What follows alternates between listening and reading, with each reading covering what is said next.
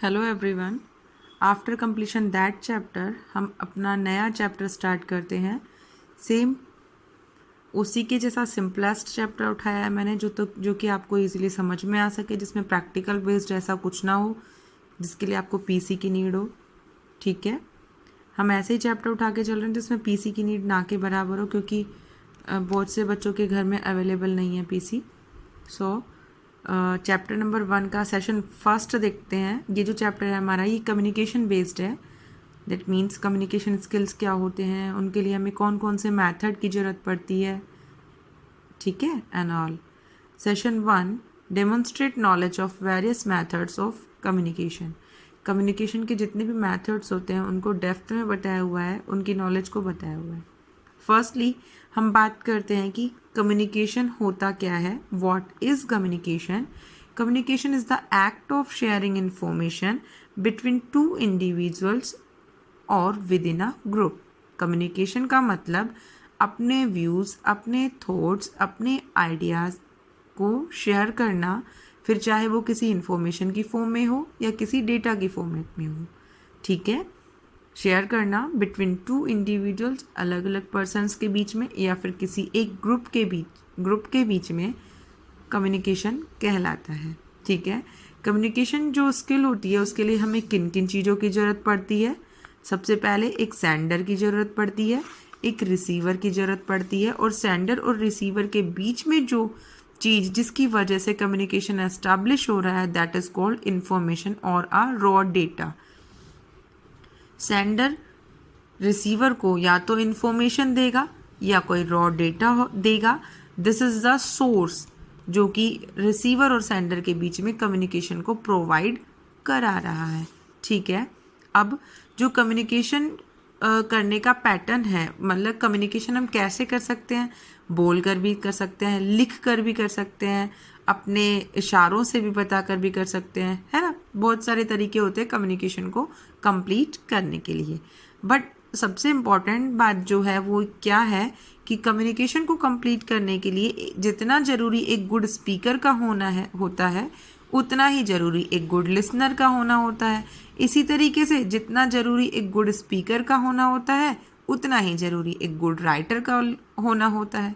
मतलब अगर कोई इंसान बोलने के बजाय लिखकर अपनी इंफॉर्मेशन को प्रोवाइड करा रहा है, तो उसका एक गुड राइटर होना ज़रूरी है। ठीक है, मतलब जो भी कम्युनिकेशन किसी भी फॉर्मेट में कंप्लीट हो रहा है, उसको कंप्लीट करने के लिए इंसान जो भी मोड यूज़ करे उसे इफ़ेक्टिवली अकम्प्लिश करे। जैसे कि अगर वो बोल कर रहा है तो इफ़ेक्टिव स्पीकर हो, अगर वो सुन कर रहा है तो इफ़ेक्टिव लिसनर हो, अगर वो लिख कर रहा है तो इफ़ेक्टिव राइटर हो। क्लियर हो गई बात? अब यहाँ पर दो डेफिनेशन दी हैं कि इफ़ेक्टिव स्पीकर क्या होता है, जो कि अपनी बात को क्लियरली बोलकर अपनी अच्छी वोकैबलरी से अपने डेटा के कंटेंट को डिलीवर करने का उसका मेथड बहुत अच्छा है, इससे वो एक गुड स्पीकर बन सकता है।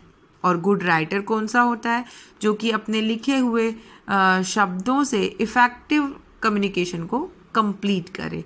जैसे कि बहुत से लोग होते हैं जो पूरा, अब हम स्टूडेंट्स की बात कर लेते हैं, बहुत से स्टूडेंट्स ऐसे होते हैं जो कंप्लीट एक आंसर को 2-2, 3-3 पेज में कंप्लीट करते हैं, बट वो कहना बहुत कुछ चाहते हैं, लेकिन उनका जो वर्ड्स को लिखने का मैनर है, या उनकी वकैब है, या फिर हम बोलें कि उनका वर्ड्स को यूज़ करने का जो मैनर है, वो उतना इफ़ेक्टिव नहीं होता। बजाय कि कुछ बच्चे ऐसे भी होते हैं जो 2 और 3 लाइन्स में ही उसे बहुत अच्छे से एलैबोरेट कर पाते हैं। ठीक है, तो ये तो बात हुई हमारी कम्युनिकेशन की। ठीक है, यहाँ तक आ गई बात समझ में आपको?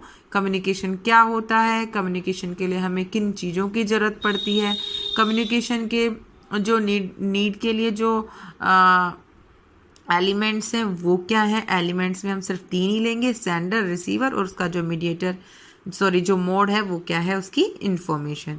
ठीक है, अब हम बात करते हैं कि इम्पोर्टेंस क्या है हमारी लाइफ में कम्युनिकेशन की। कम्युनिकेशन की जो इम्पोर्टेंस के कुछ की पॉइंट्स बताए हैं, उनको बहुत डेप्थ में भी बताया, लेकिन हम ओवरऑल समझेंगे इसे कि इम्पोर्टेंस क्या है।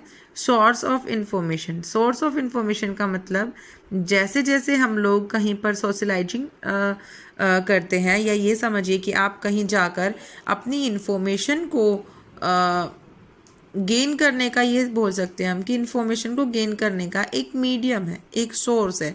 लाइक दैट कि अगर आप क्लास में जाते हैं, आप डेली कुछ ना कुछ न्यू सीखते हैं, लाइक राइट।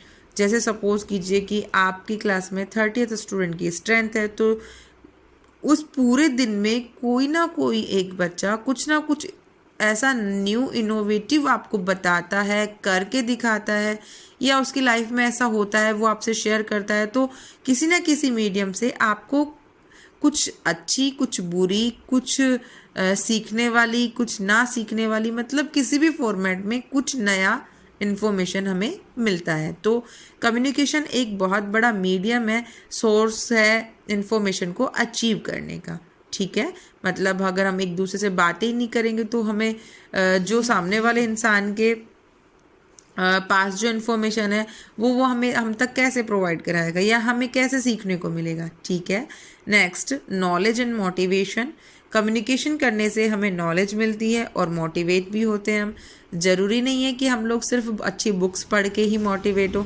ऐसा भी हो सकता है कि सामने वाले की किसी का जो पर्सनैलिटी है या जो उसका स्पोकन करने का जो वे है वो आपको बहुत ज़्यादा इफ़ेक्टिव लगता हो, आप उनकी बातों से मोटिवेट होते हो। ठीक है, जैसे बहुत से लोग बहुत अच्छी अच्छी मूवीज़ देखकर मोटिवेट होते हैं, तो वो भी क्या है, उसका कम्युनिकेशन का एक सोर्स है, एक मीडियम है। मूवीज़ अगर हम देखते हैं तो वहाँ से भी हमें नॉलेज मिलती है, वो भी क्या है, एक कम्युनिकेशन है। ठीक है, सिर्फ उसका मोड चेंज हो जाता है। कुछ जैसे कम्युनिकेशन अलग अलग होते हैं ना, कुछ रिटर्न कम्युनिकेशन होते हैं, कुछ ओरल कम्युनिकेशन होते हैं, है ना। कुछ इसके अलावा अगर अपन बात करें विजुअल कम्युनिकेशन होते हैं, कुछ वर्बल होते हैं, कुछ नॉन वर्बल होते हैं। ये सभी क्या है, मोड्स हैं कम्युनिकेशन के।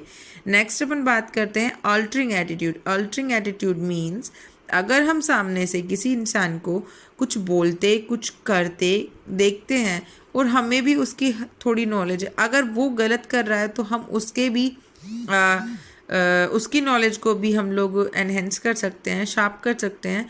और अगर हमसे कोई मिस्टेक हो रही है, सपोज टू बी कि आपको कोई डेटा मालूम था लेकिन उसका वो data according to raw facts correct नहीं था, तो हम अपने उस एटीट्यूड को चेंज कर सकते हैं। दैट मीन्स हम उस गलत डेटा की जगह पर अपना सही डेटा प्रेजेंट कर सकते हैं। तो ये भी एक इम्पोर्टेंस है कम्युनिकेशन की।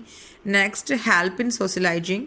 जितने भी लोग होते हैं जो कि सामाजिक तरीके से एक दूसरे की मदद करना चाहते हैं, तो उसमें भी कम्युनिकेशन एक बहुत चाइल्ड रोल प्ले करता है।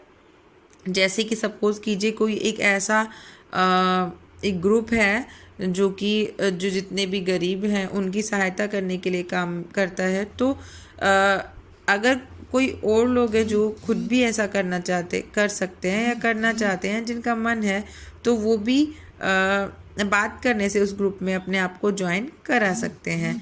नेक्स्ट अपन बात करते हैं कंट्रोलिंग प्रोसेस। कंट्रोलिंग प्रोसेस का मतलब हम अपने कम्युनिकेशन को कंट्रोल कर सकते हैं। लाइक हमें कितना बोलना है, किस हिसाब से बोलना है, कहाँ कहाँ बोलना है। ठीक है, कहाँ हम जो बोलेंगे उसका क्या मैनर होना चाहिए, ये सभी चीज़ें हमें कम्युनिकेशन बताता है। मतलब जो भी हमारे आसपास जो भी चीज़ें होती हैं या जो भी चीज़ें हम करते हैं, वो सभी चीज़ें किस पर डिपेंड करती हैं, कम्युनिकेशन पर डिपेंड करती हैं। अब उसके बाद हम बात करते हैं methods of communication. There are 4 methods of communication. In which format we can communicate between multiple persons or a single or a group. First, written communication. Second, verbal communication. Third, non-verbal communication. And fourth, visual communication. Okay. So first हम लोग start करते हैं written communication. Written communication क्या होता है, हम एक बार उसको पढ़ जाते हैं। देखिए, रिटन कम्युनिकेशन आप लोग नाम से ही सेल्फ से पहचान गए होंगे कि रिटन कम्युनिकेशन एक ऐसा मोड जो कि हम लिख कर किसी ऑर्गेनाइजेशन में या किसी एक स्पेसिफिक पर्सन को डिलीवर करें अपना डेटा रिटन फॉर्मेट में, that is called written communication. अब वो रिटन जो कम्युनिकेशन है वो इफ़ेक्टिवली यूज़ कहाँ आता है, कोई बिजनेस पर्पस के रिगार्डिंग इफ़ेक्टिव रिटन कम्युनिकेशन काम में आता है। लाइक हम लोग किसी ऑर्गेनाइजेशन में email, memos, reports, documents etcetera ये सभी चीज़ें अपन सेंड करते हैं, तो ये आता है अपना रिटर्न कम्युनिकेशन में। ठीक है, मतलब जहाँ पर भी हमें कोई चीज़ लिख कर देनी होती है, या हम ये बोल सकते हैं कि जहाँ पर बिना लिखे किसी चीज़ का काम ही नहीं हो सकता, तो वहाँ पर रिटर्न कम्युनिकेशन काम में आता है। अब अपन बात करते हैं कि अगर एक एग्जाम्पल लेते हैं रिटर्न कम्युनिकेशन का, स्टूडेंट्स का एग्जाम्पल लेते हैं। अगर हमें स्टूडेंट को उसकी मार्किंग स्कीम उसको मार्क्स देने हैं, तो return without return communication it can't be possible. ठीक है, मतलब हम उसे इवेलुएट कैसे करेंगे, और हम उसे इवेलुएट कर सकते हैं, लेकिन हमारा जो ऑर्गेनाइजेशन है वो उसे कैसे इवेलुएट करेगा, या फिर अब सभी लोगों के बीच में उसका हम लोग कैसे इवेलुएशन रखेंगे कि इस बच्चे ने बहुत अच्छा किया है। तो वो क्या होता है, एक मीडियम है सभी को बताने का, है ना, फ्यूचर रेफरेंस के लिए। जैसे कि भाई सपोज कीजिए कि आज कोई एक्स नाम का बच्चा है, उसने बहुत अच्छे से इस बार अपने आप को प्रेजेंट किया, तो हम उसको एक तरीके से सभी को दिखाने के लिए, बताने के लिए कि देखो इस बच्चे ने इतना अच्छा किया है, तो उसके लिए हमारे पास एक सोर्स है कि उसने वो कंटेंट हमारे पास लिख कर दिया है, तो वे एक इफ़ेक्टिव कम्युनिकेशन है। रिटर्न कम्युनिकेशन आपको कब ज़रूरत पड़ती है रिटर्न कम्युनिकेशन की, जब कि सेंडर रिकॉर्ड रखना चाहे फ्यूचर के लिए, उस टाइम पर रिटर्न कम्युनिकेशन की ज़रूरत पड़ती है। या फिर रिसीवर जो है वो उसे रखना चाहे कि मैं इसे बाद में पढ़ लूँगा, बाद में देख लूँगा, या मुझे बाद में भी इसकी ज़रूरत पड़ेगी, है ना। इस तरीके ऐसी जगह पर भी आपको रिटर्न कम्युनिकेशन की ज़रूरत पड़ सकती है। या फिर कहीं पर कोई एक इमरजेंसी टाइप कोई कंटेंट आ गया हो, उस टाइम पे रिटर्न कम्युनिकेशन की ज़रूरत पड़ती है। या फिर किसी के आइडियाज़ बहुत कॉम्प्लिकेटेड हो और वो उसको वर्बली ओरल बोल के नहीं बता सके, उस टाइम पे भी रिटर्न कम्युनिकेशन की ज़रूरत पड़ती है। ठीक है, या फिर immediate feedback is not required. Suppose कीजिए कि आपने किसी को एप्लीकेशन लिख के दी है और आप चाहते हैं कि वो 1 या 2 दिन में आपको जवाब दे दे, तो उस टाइम पे भी आपको रिटर्न कम्युनिकेशन की ज़रूरत पड़ सकती है, क्योंकि रिटर्न कम्युनिकेशन का जो आपको फीडबैक मिलेगा वो इंस्टेंट नहीं मिलेगा, मतलब उसी टाइम पर कोई भी आपको फीडबैक नहीं देगा कम्युनिकेशन का, उस रिटर्न कम्युनिकेशन का फीडबैक आपको बाद में मिलेगा। मतलब सपोज़ कीजिए कि आप प्रिंसिपल मैम के पास कोई एप्लीकेशन लेकर जाते हैं, तो वो आपसे क्या बोलती हैं कि आप बच्चे आप टेबल पर रख दो और मैं इसको देखकर अभी आपको बता दूंगी, है ना, अगर वो फ्री नहीं है। रिटर्न कम्युनिकेशन में एक प्रोविज़न है बेटा कि सामने वाला इंसान जिसको आप कुछ डिलीवर करना चाहते हैं, अगर उसके पास टाइम नहीं है तो वो आपको ये बोल सकता है कि आप इसे रख दें या आप इसे छोड़ जाएं, या जो भी थॉट्स और आइडियाज़ आपने लिखे हैं आप उसे छोड़ जाएं, मैं बाद में इसको आपको बता दूंगा। अब अपन बात करते हैं कि प्रिंसिपल क्या है कम्युनिकेशन का। कम्युनिकेशन का प्रिंसिपल सिर्फ ये है कि हम लोग एक 2 वे प्रोसेस करते हैं। देखिए, principle of communication, communication is a 2 way process of giving and receiving information. हम लोग देते हैं या फिर इंफॉर्मेशन लेते हैं, ये है हमारा प्रिंसिपल। अब देखिए, जैसे मैंने आपको बताया था कि कम्युनिकेशन के लिए 2 चीज़ों की ज़रूरत पड़ती है हमें, या तो सेंडर होना चाहिए और रिसीवर होना चाहिए, और इन दोनों के बीच में इंफॉर्मेशन का एक्सचेंज होता है, यहाँ से यहाँ तक, यहाँ से यहाँ तक। इसने कोई मैसेज दिया तो ये उसका उस मैसेज का फीडबैक देगा। ठीक है, अगर वो रिटर्न फॉर्मेट में तो बाद में दे देगा, अगर वो ओरल फॉर्मेट में तो उसको इंस्टेंट देना पड़ेगा। मतलब ओवरऑल जो सेंडर और रिसीवर के बीच में जो ट्रांजेक्शन्स कंप्लीट होते हैं वो कम्युनिकेशन से कंप्लीट होते हैं। ओके, आज के लिए इतना ही। रिटर्न कम्युनिकेशन के कल हम पढ़ेंगे एडवांटेज, डिसएडवांटेज, मैनी मोर। ठीक है, ओके, थैंक यू।